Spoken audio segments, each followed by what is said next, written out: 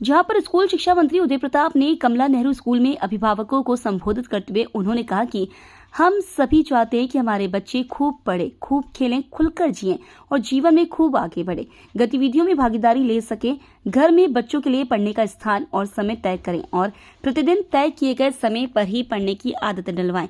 पढ़ाई के तय समय में कोई अन्य कार्य न करवाएं। कोशिश करें कि उनकी पढ़ाई के समय घर में शांतिपूर्ण माहौल हो, जिससे बच्चे मन लगाकर पढ़ाई कर सके।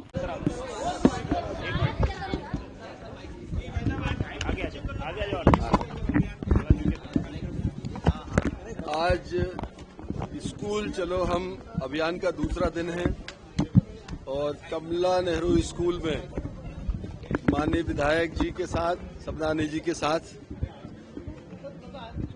हम लोग यहाँ पर पालकों से संवाद कार्यक्रम में शामिल हुए और हमारा सीएम राइज का एक स्कूल है, बिल्डिंग निर्माणाधीन है, अगले सेशन में हम उसे चालू करेंगे।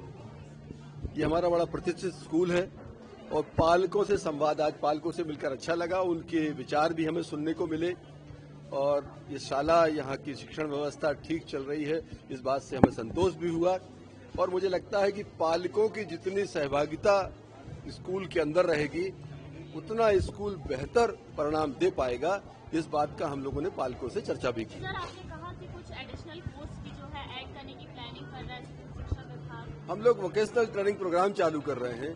क्या है, बच्चा कई बार ड्रॉप आउट के कारण 9th के बाद बाहर हो जाता है, 12th के बाद बाहर हो जाता है, बच्चा परिवार का प्रेशर रहता है, काम को निकल जाते, पढ़ाई छोड़ देते हैं। तो हम लोग एक नया कॉन्सेप्ट चालू कर रहे हैं कि जो माननीय प्रधानमंत्री जी ने नई शिक्षा नीति बनाई है, हमारे मुख्यमंत्री माननीय मोहन यादव जी ने पिछले कार्यकाल में उच्च शिक्षा मंत्री रहते हुए और अभी मुख्यमंत्री के नाते उनका पूरा फोकस इसके ऊपर है कि नई शिक्षा नीति लागू। नई शिक्षा नीति में ये प्रमुख एक व्यवस्था है कि बच्चे को पढ़ाई के साथ साथ उसके अंदर जो क्षमताएं हैं उनको विकसित करने का भी हम काम करें। सर, विधानसभा में मुठभेड़ 2 बच्चों के आंकड़ों को लेकर बड़ा अब एक बार आज पालकों का कार्यक्रम है, इसको कम से कम आप ये तो हो जाने दो जी। सर, बोरवेल को लेकर विधानसभा में एक नया विधेयक लाएंगे, बड़ा कानून बनाया जाएगा। बोरवेल में जो बच्चे गिरते हैं, बोरवेल में जो बच्चे गिरते हैं, नहीं, क्या है, देखो, बड़ा कानून कानून से चीजों को नहीं रोक सकते।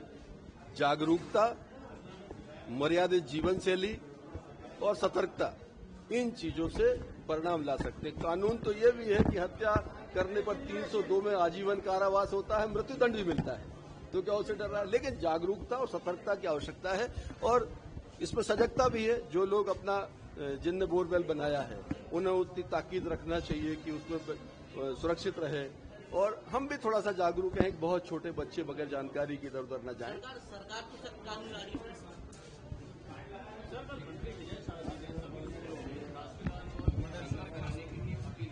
ये पहले से किसी स्कूल को ध्वजारोहण से कोई नहीं रोकता, राष्ट्रगान होना चाहिए, प्रार्थना में होता ही है। ये अलग से कोई इसकी व्यवस्था करना, मुझे लगता है कि वो पहले से ही ये प्रावधान है और एक व्यवस्था हमारे स्कूलों में है। स्कूल शिक्षा का कार्यक्रम, एक गाली बंद करवा देना। स्कूल चले हम एक महत्वाकांक्षी कार्यक्रम मध्य प्रदेश की सरकार का है और उसमें कल डॉक्टर मोहन यादव जी ने, मुख्यमंत्री जी ने कल शुरुआत की। आज दूसरा दिन है। आज शिक्षा मंत्री श्री राव उदय प्रताप जी ने यहाँ सीएम राइज स्कूल, कमला नेहरू स्कूल में आकर के अभिभावकों से बात की, एक कैसे हम गुणवत्ता में और सुधार करके सीएम राइज को प्राइवेट स्कूलों की तुलना में और बेहतर करने का जो प्रयास नई शिक्षा नीति के अंतर्गत और क्या क्या वोकेशनल हम ट्रेनिंग देने का काम भी साथ साथ बच्चों को करेंगे। शिक्षा भी होगी और बाकी भी उनको हम कैसे तरीके से तैयार कर सकते हैं। इस राष्ट्र निर्माण में प्रत्येक हमारे आने वाली पीढ़ी की भूमिका है, उसको तैयार करने का काम मध्य प्रदेश की डॉक्टर मोहन यादव जी की सरकार कर रही है। और मुझे लगता है कि आज जैसा ऐसा सुखद, क्योंकि अभिभावकों के संवाद से ऐसा लगता है कि उन्हें केवल पूरी तरह संतुष्ट हैं, प्राइवेट स्कूल छोड़कर भी वो सीएम राइज जैसे सरकारी स्कूल में आकर के अपनी शिक्षा को बेहतर करने का प्रयास करते हैं। अमरवाड़ा में जो